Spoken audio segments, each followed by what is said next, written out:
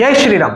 మొక్కజొన్న ప్రొక్యూర్మెంట్ విషయంలో ఈ రాష్ట్ర ప్రభుత్వము తుమ్మల నాగేశ్వరరావు గారు వ్యవసాయ శాఖ మంత్రి, రేవంత్ రెడ్డి గారు ముఖ్యమంత్రి ఎంత దారుణంగా ఘోరంగా విఫలమైనారో ఒకసారి చూద్దాం. మే 15వ తారీఖు ఒక రివ్యూ మీటింగ్ జరిగింది. ఈ రివ్యూ మీటింగ్ ప్రకారము 10 లక్షల మెట్రిక్ టన్స్ కూడా కొనలేకపోయింది ఈ ప్రభుత్వం, ఈ చేతగాని ప్రభుత్వం. నరేంద్ర మోడీ గారు మొక్కజొన్న రైతుల పైన ప్రేమ కొద్దీ ఎంఎస్పిని అంటే కనీస మద్దతు ధరను 2400 రూపాయలకు పెంచితే ఈ రాష్ట్ర ప్రభుత్వము 2400 రూపాయల దగ్గర కొనలేక చేతగానితనంతో ఈ రాష్ట్రంలో కేవలం 10 లక్షల టన్నులు కూడా కొనలేకపోయింది మే 15వ తారీఖు వరకు. కానీ అసలు ఎంత కొనాలి?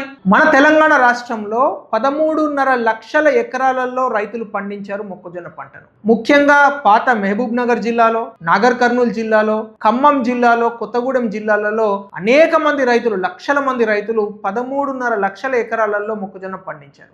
సరాసరి ఎకరానికి 3 టన్నులు వేసుకున్నా కనీసంగా 36 లక్షల టన్నులు కొనాలి. కానీ ఇప్పటివరకు ఎంత కొన్నది ప్రభుత్వం? 9.57 లక్షల టన్నులు. కనీసం చెప్పుకోవడానికి సిగ్గనిపిస్తలేదా ముఖ్యమంత్రి గారు? నేను రేవంత్ రెడ్డి గారికి ఒకటే సూటి ప్రశ్న. నాగర్ కర్నూల్, మహబూబ్ నగర్, వనపర్తి, గద్వాల్ జిల్లాలలో అంటే మీరు ఏదైతే నల్లమల నుంచి వస్తున్నా అని చెప్తున్నారు కదా, ఆ జిల్లాలలోనే అనేకల మంది రైతులు వేల సంఖ్యలో ఈ రోజు రోడ్ల మీద కన్నీటి పర్యంతం అవుతున్నారు. నీ కాళ్ళు మొక్త బాంచన్ నా ధాన్యం కొను అని అడుక్కుంటున్నారు రైతులు ఈ రోజు.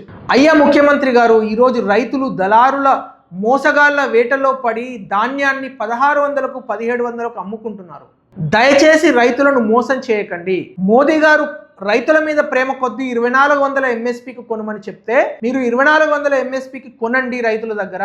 వారిని దళారులకు మోసగాళ్లకు ఎరవేయకండి. ఈ రేవంత్ రెడ్డి గారి చేతగాని ప్రభుత్వానికి నేను డిమాండ్ చేసేది ఏంటి అంటే, ఎవరైతే రైతుల దగ్గర మొక్కజొన్న ఇంకా మిగిలి ఉన్నదో ధాన్యము, వెంటనే ఆ మొత్తం ధాన్యాన్ని 2400 కనీస మద్దతు ధరకు కొనాలి. జై శ్రీరామ్.